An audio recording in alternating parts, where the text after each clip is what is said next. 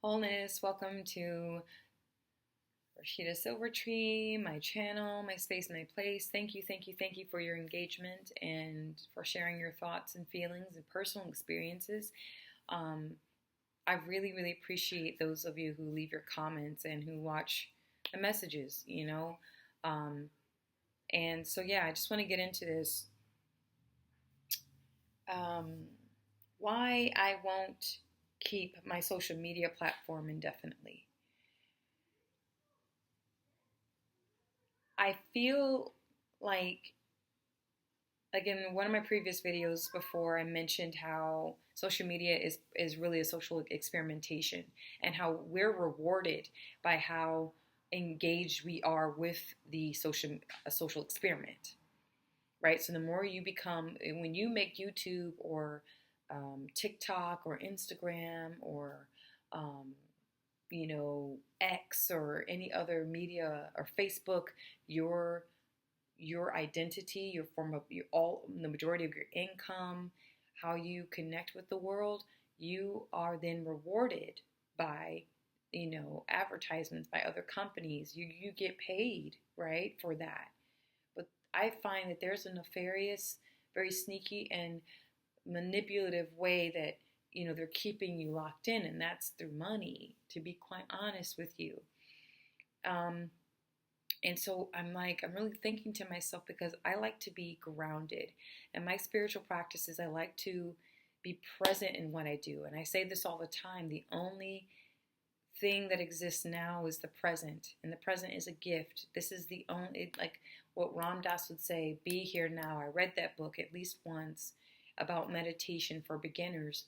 And it's all about being here right now. Or Eckhart Tolle, the power of now, being here. I read that book back in like 2011. Okay, and oh, if you see smoke here, it's just incense. I don't smoke cigarettes. But yeah, it's just incense. I like to burn Nang Champa. But anyway, so yeah, I don't feel like it's gonna be an infinite thing for me. There's so much more to life that I want to explore and conquer and share. And as I'm gaining a little bit of, momentum on my channel, just under 500 subscribers, I still feel really, it's kind of like, is it real? You know, like, is this something that I want to feed into, knowing where it's headed, knowing what's happening to us on a deeper scale. And it's so easy. I'm one of those people that if you see a herd of people going in one direction, you need to go the other direction. All right? And the only exclusion I can make is with animals. Usually if you see a herd of animals all of a sudden like dipping out in a huge herds of animals, just all groups, they're all just running from the forest and they're going in one direction, you need to follow them. Like the scene in Titanic when they put the po folk in the bottom of the boat, right? Third class citizens, right? Third class. They couldn't afford to, live in luxury. So what they did was, when they was sinking, they were the last to get tended to, sadly. But there's a scene in the Titanic movie where the rats, okay, somehow the rats made it on the ship. The rats, they went, and all of a sudden people, they were all waiting in the hallway, and they hear and they look down, and the rats were running in the opposite direction. And one of the actors in the movie said, "Follow the rats! Follow the rats!" And then like 10 minutes later, there's a big wall of water that comes rushing in, and people start drowning. All right? My point is, with that comment, follow your intuition and try not to be a victim of groupthink. Because once things are so normalized in the human collective, it's going to take something massive to break that program, unfortunately. And usually that's huge social distress or wars or something massive to, to break a man or woman and bring them down to their knees to get them to wake up. Don't ever let that happen to you. Follow your intuition in general. Okay? Just in general. When you keep getting inclinations something is coming to a close and you keep ignoring the red flags are going to get bigger and bigger and bigger and bigger. Much, much, much, much bigger, to the point where you can't ignore it. And by the time it's right in front of your face, it's too late. So, have your life offline set up. Have your tribe set up offline. Have a life outside of this. Go out. Help a farmer. Go out and do things. Share your music. Learn your instruments. Create. Learn about how to set up a business and do these things. I have many different projects I'm working on, and I'm so excited to share with you all, because this is just one avenue I can do that with. But I don't want to make this my end-all be-all, where I become a slave to my passion. And that's one of the reasons I think subconsciously why I didn't pursue music, because then I'd have to subject myself to the business of it. Now, I feel like I have the freedom to explore and experiment that I didn't when I was in music school. It was very rigorous, all about classical music. You memorize a dead guy's, composition from 200, 300, 400 years ago. You perform it, you master it. You perform it in front of people. People clap for you. You bow in thanks, and then you move on to the next musical project, the next performance. I wanted something different, something deeper, and I wanted to explore my own voice. So I don't regret any of that, but I just want to stay on track with this message. Like, nothing is indefinite. The only definite thing in my life is change and movement. And I want, I don't want to become a digital prisoner to my own content, or digital prisoner to my own platform, as I see many, many, many people who all of a sudden blow up and they have 100,000 viewers or subscribers, and they have 500,000 subscribers, and they have 2 million, and then they're buying their mom their first beautiful home, and they're retiring their dad, and they're opening up a trust fund for their 2 kids, and these are beautiful, beautiful things. But I want to stay grounded in my life. But I give great thanks and I share gratitude with those of you that are tuning into my messages. This isn't like my last video by any means. I do have a set number I will upload, and then I will no longer upload. That is for certain. And I will not share that. I don't think it's relevant right now. But I just wanted to let you know that, I'm not stuck on this. I don't want to be stuck on it, and I don't want it to stick on me, because it's perpetuating a very deep, nefarious program and plan. They want control over our mind, and we give it for free. We give it for free, and the more engaged and the more energy we give it, there's a promise for success.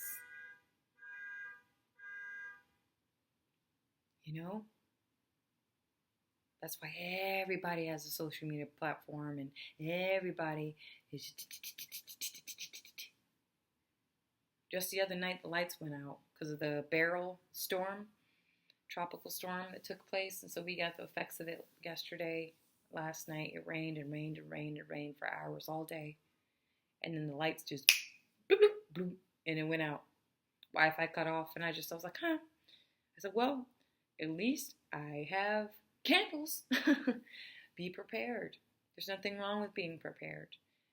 There's nothing, scary. It's not fear porn or anything like that. It is just being prepared.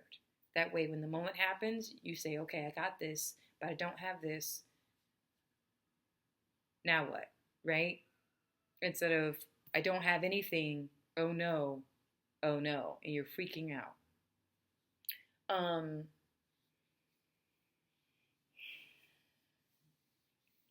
yeah, I wonder what my life would be like sometimes if I didn't have YouTube in my life at all. I think it'd be very even quieter. I live a very peaceful, very quiet life. I think my participation in social media and using YouTube as my way of gaining information keeps me in the know. It keeps it gives me conversational pieces to bring up with people. Because if I took 6 months off of YouTube, because that's the only thing I use, 6 months off of YouTube, I would be really like deer in the headlights when talking to people. Oh my God, Naja, did you hear this? Did you hear that? Here's this funny video. Hey, did you hear this? Did you hear that? Oh, let me show you this video. You didn't hear about that? You know, it's like that's one thing I really miss when I was living off grid, or I was living on homesteads, and I was in the middle of deep in the country in the Southwest, in the desert, in the high desert. It was a peace that I never experienced before, and it provoked a lot of loneliness and unsettling feelings. But I felt more. There's something about living in a desert that will heal you. It is powerful. Everything is exposed in the desert. It's hard to find shade in the desert. It's hard to find relief in the desert. You have to earn it. You have to earn it. Every region, at least in North America where I live and where I've traveled, there are lessons in it. Just like there are lessons living in, lowland wooded areas like I do. When you go out in nature, there's going to rain, it's going to sleet, it's going to flood, it's going to do all kinds of stuff. And it's all there to teach you something. But yeah, there's a time I'm going to bloop, just shut everything down, and I ain't going to be online. That's why it's important to have hobbies. It's important to have hobbies. It's important to have things that are outside of just you working for the man, working, to pay your taxes. You have things that you do. You have other skill sets. Because the things that are being implemented right now, protect your young ones, protect the minds of your young, your nieces, your nephews. If you have the gift of being able to engage with them, protect your sons and your daughters. Get that rock, that square thing out of their faces and take them out on a hike. When I nannied 3 young boys out in the Southwest for a time period for about 7 months, 8 months, we spent a lot of time outside, to be honest. At least once or twice, even in cold days during the winter time. And yeah, it snows. It snows down in New Mexico when you're high elevation. But yeah, we would always go outside just for a few minutes, 20 minutes, half hour. And I'd tell them stories I'd make up, and it was just like, we're just engaged. We'd feed the horses, we'd say hello to the cows. The boys would get little thorns, little goat heads stuck in the bottom of their feet. If you know what goat heads are, they hurt if you decide to go barefoot in the high desert. The boys love being barefoot for whatever crazy reason, and they always got goat heads in their foot, and I had to buck out, and they'd scream and cry. But it's just part of nature. It's very important, but shoving a device in front of your kids' faces, there's a moment for that. Teach them about the world, but not, teach them to be in the world, but not of the world. Teach them how to type. Teach them how to write papers. Teach them how to do research without plagiarizing, okay? Teach them, give them little activities from here and there. Yeah, maybe watch a movie or two. But it shouldn't be, the device shouldn't be parenting them. It shouldn't be their sole educator, and that's what's happening. That the artificial intelligence is. I can't be the only one. I know I can't. Video games, don't even get me started on them. Video games is such a psychological. It, it takes a lot of your brain power to play in someone else's vision that they meticulously crafted for you.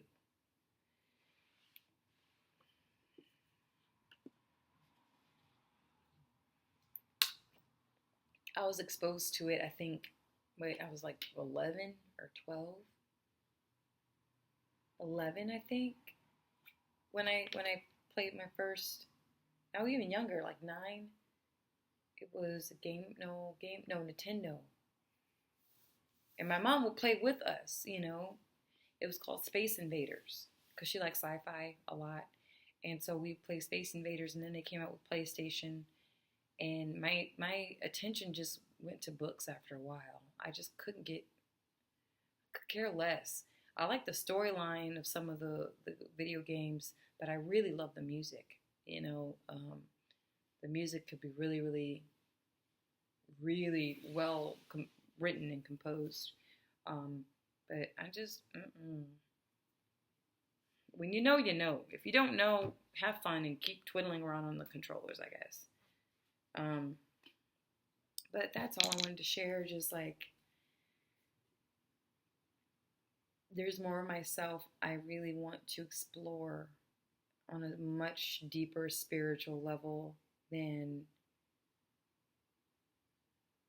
what I can even fathom. And it's like a calling, you know?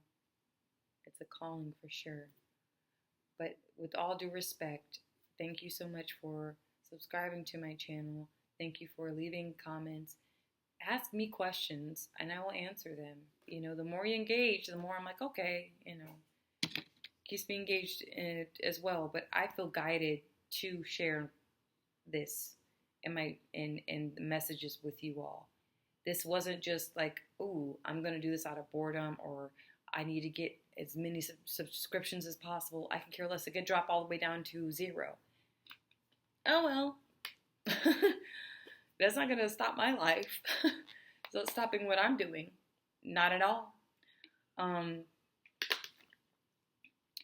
But yeah, so I'm just following guidance. That's what my name means. Ya Rashid comes from one of the 99 names of Allah, the guided one on the righteous path.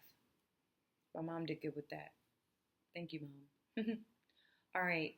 Let me know what you think down below, and I will see you soon, inshallah. See ya.